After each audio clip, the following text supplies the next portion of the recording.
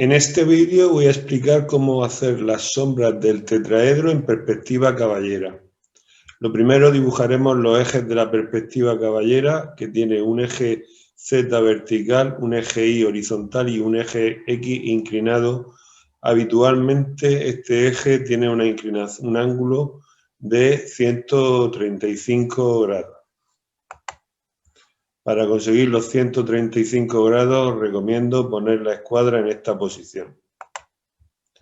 Para hacer la caballera hay que aplicar un coeficiente de reducción en el eje X, que puede ser 1/2, 2/3 o 3/4. Estos son los coeficientes de reducción en el eje X más habituales. En este ejemplo he utilizado 3/4. Por lo tanto, si voy a colocar la cara del tetraedro apoyado en el plano horizontal, tomaré la medida de 40 y como 40 la voy a poner paralela al eje X, le aplicaré el coeficiente de reducción 40 por 3/4 igual a 30. En conclusión, esta línea roja, en vez de medir 4 centímetros, va a medir 3 centímetros. A continuación hago la altura de la cara del tetraedro. La altura de la cara del tetraedro va en el eje paralela al eje Y, por lo tanto no se reduce. Y he de poner los 34,64 en esta medida, en esta línea de color negro. La altura coincidirá con la altura de la cara del triángulo equilátero que he puesto aquí fuera. Una vez que conozco dónde está este punto, que es este punto en nuestro triángulo, lo unimos los tres puntos y ya tenemos la base del triángulo equilátero.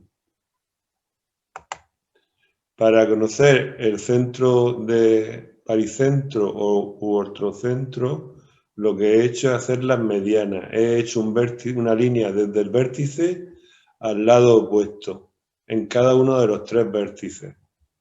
Desde este vértice al lado opuesto, desde este vértice al lado opuesto y desde este vértice al lado opuesto. Donde se encuentran tengo este punto, que es donde tengo que levantar la vertical para conocer el cuarto vértice. Este punto sería este de aquí. Y entonces tengo que levantar la altura del tetraedro. Para saber la altura a la que tengo que levantar el tetraedro, me tengo que volver ahí a este dibujo, ya que aquí este triángulo que estoy determinando es el que equivale a este triángulo de la perspectiva. Vemos que un cateto corresponde a 2/3 de la altura, que sería de la altura de la cara, que sería esto. Esta línea, hasta llegar aquí, correspondería con este segmento. Luego, la hipotenusa correspondería con este segmento y la altura del tetraedro correspondería con este segmento. Pues bien, la forma de hacerlo. A la altura de este punto hacemos una perpendicular al segmento 2/3 de la altura, a esta línea. Y con centro en este punto hacemos este arco. Este arco tiene que tener de radio el lado del triángulo equilátero. Cuando ese arco corta a la perpendicular, ya tenemos definido el triángulo y este cateto es la altura que tengo que subir para arriba desde este punto. Cojo esta medida, la llevo verticalmente y ahí tengo el vértice 4. Unimos desde el vértice 4 con los otros 3 y tenemos el tetraedro. Recordad que como ese vértice que vemos aquí pilla por la parte de atrás del tetraedro, las aristas que llegan a ese punto serán discontinuas. Por eso es discontinua esta línea y esta otra línea. Ahora vamos a calcular la sombra. De hecho, vamos a hacer la sombra en dos direcciones distintas. La primera es a 45 grados, en la cara paralela a la cara ZX. Entonces, para hacer esta línea de color azul claro, lo que hago es que cojo lo que mida desde aquí hasta este punto, le aplico 3/4 y lo llevo hacia este punto. Concretamente en este ejemplo, esto medía 4 centímetros, pues la línea que ha venido para acá ha medido 3 centímetros. Y ya tengo esta dirección que es la dirección de los rayos luminosos de nuestra figura. En el caso concreto del tetraedro, el único vértice que va a generar la sombra es este. Por lo tanto, desde aquí hago una paralela, que es esta línea azul, a esta línea azul. Y cuando esa paralela corte a esta línea negra, tendremos el extremo, digamos, la sombra, el vértice, la sombra arrojada de nuestro vértice. Esta línea negra que sale del baricentro es paralela al eje X. Esta línea negra será paralela al eje X. Y esta línea azul será paralela a esta línea azul del rayo luminoso. Pues bien, si ahora unimos este punto con este vértice del tetraedro y con esta zona sería la sombra arrojada del tetraedro en esta dirección.